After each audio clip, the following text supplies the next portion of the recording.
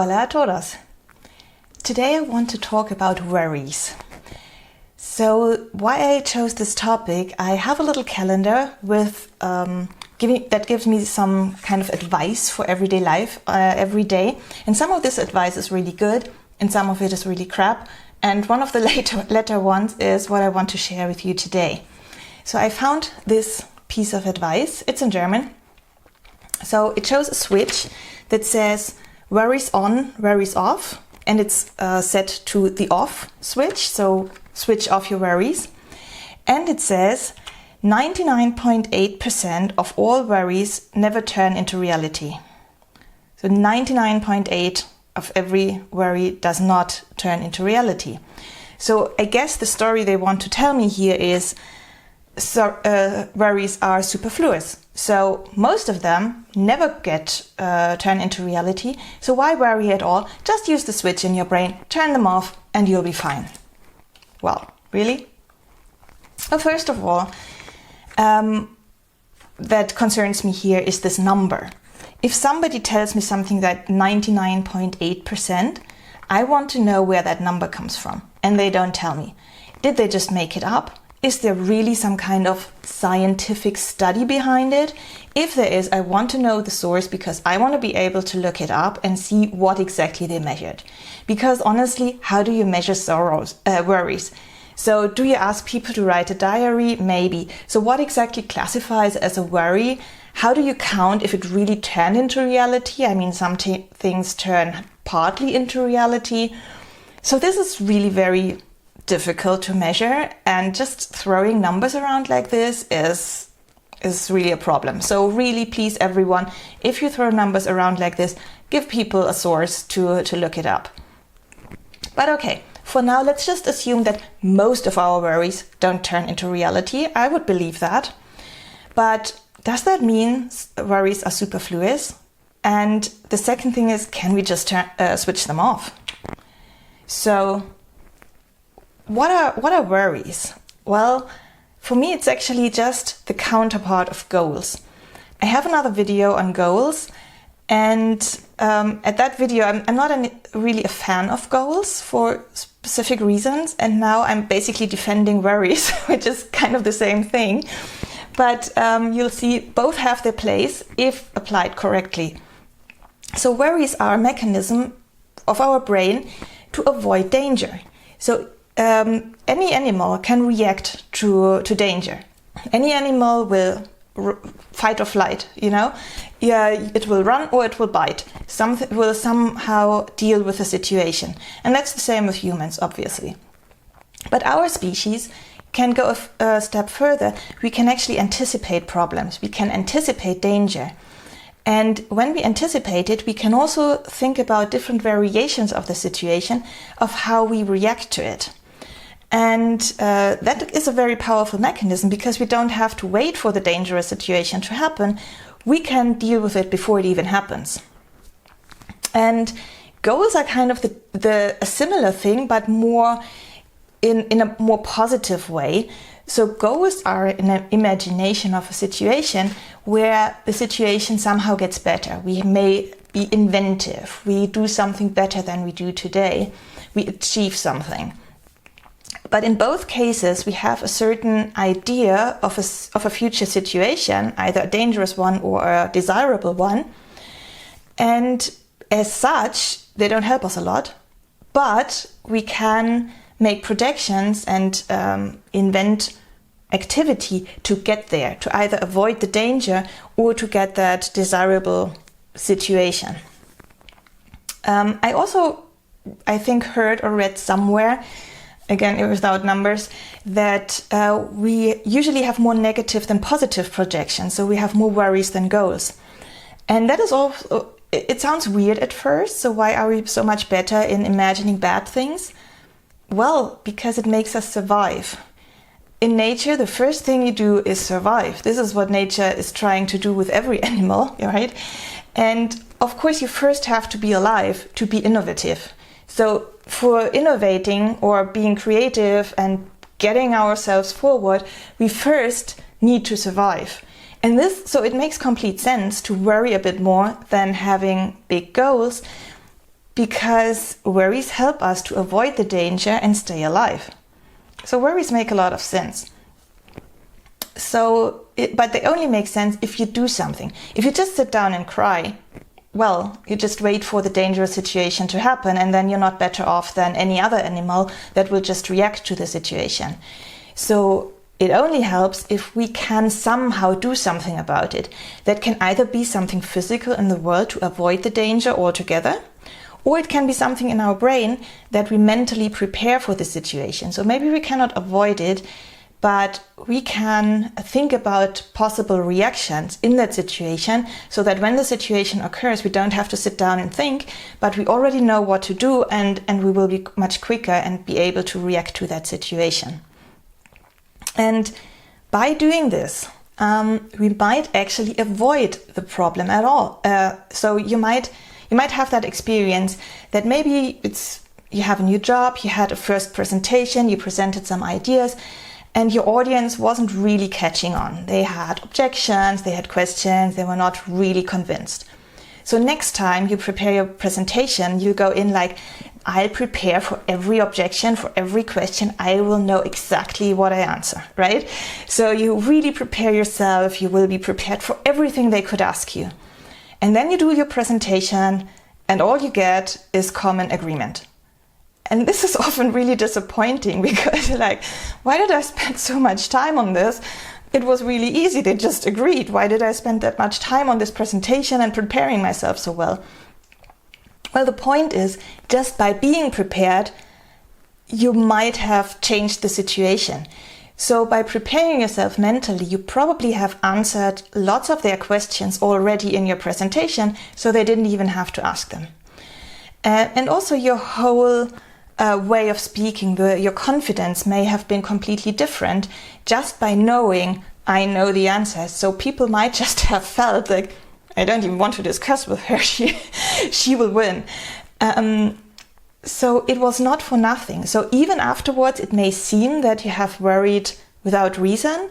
Your worries just may have changed the situation into one where the problem disappeared because you worried, because you got active, because you did something. So at the end of the day, even if this statistic were correct, that worries don't become reality has not necessarily something to do with us imagining too many problems. It can be part of that. Partly it can, of course, be us imagining things that never happen, but it also has to do with us changing the situation in a way that the problem never occurs because we have done something about it. And this is really something that makes us unique as a species. And we wouldn't be here now if we didn't have that capability. So when you think about chasing mammoths, so we as a species, we're not particularly strong, we're not particularly fast. We're just an average kind of species, but we have our brain and we have this great capacity of projection, of mental projection. So we can imagine situations and prepare ourselves for it. And we can even do that as a group. And this is how we can chase mammoth. As a group, we can discuss what will the mammoth do? How will we react as a group?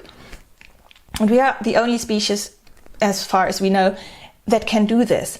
So don't throw away your worries. Worries are great. They are necessary. And I often also find it a bit respectless, like this thing here, to just say, okay, come on. You don't have any real worries. Just switch them off. It's just in your brain. And you also often read that when it's about meditation, like it's just in your brain. No, there are real problems in this world. You don't want to die. You don't want to have pain. You don't want people around you to have any troubles. This is real. We do live in a real world, and there are situations that we definitely want to avoid, and that is good. So just pretending that this is just not real, I find that very respectless, and it's a personal matter. If something is a real worry to you or just something that gets your brain busy. Yes, we have lots of those things going on that just get us busy nowadays, and there may be lots of superfluous worries that we have, but there are also a few real ones. And nobody except yourself can judge whether it's like a real worry that you have to get active on, or if it's something that you would like to kind of switch off. So of course we have things that worry us too much, and also the reason is we just have so many things around us that give us opportunity to worry. You know, we have jobs, we have family, we have hobbies, we see a lot. So just with any kind of media, it doesn't even have to be social media, it can just be switching on the TV. You see so many things happening in the world.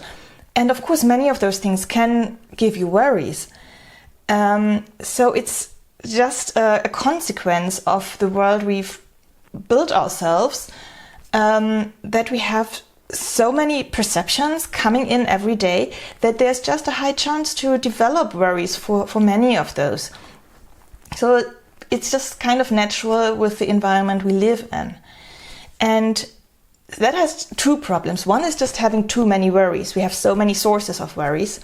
But the second, maybe even worse problem is that we lack the energy to really deal with them. So if you have just lots of worries and lots of things to do and your brain is constantly busy just firefighting, you don't have the energy to really prepare for the situation. And that would be the point of worries, to take the time before it happens and think about how can I react, how can I avoid the situation after all.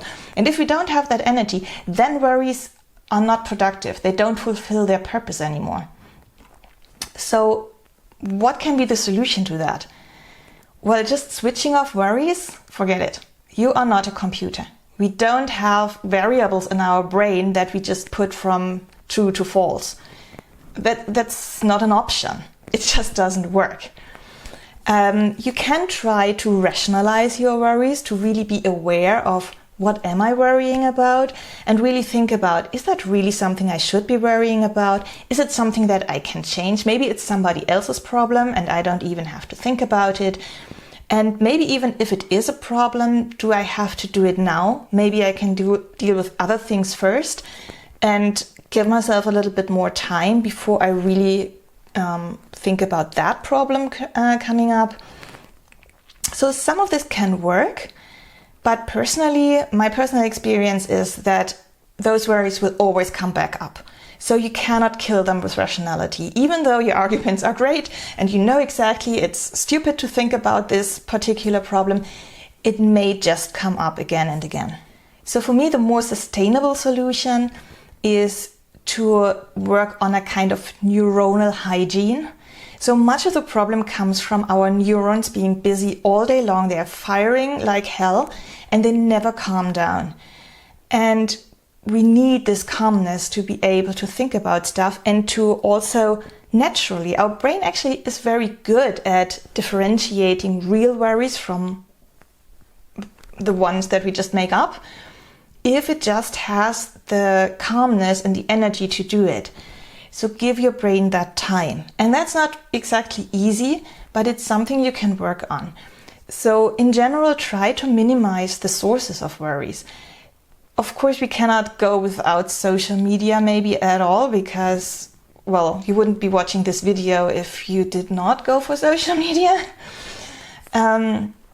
So we have to deal with it, but we can kind of decide how much of it we consume. Also, like in the job, the number of meetings you put into your calendar, the tasks you take on at home or in some kind of other social setting. Try to be reasonable. You cannot do everything. Your day is ending anyway. So try to keep these to a reasonable number. And also put things into your day where you're consciously reducing your neuronal activity, where you can calm down.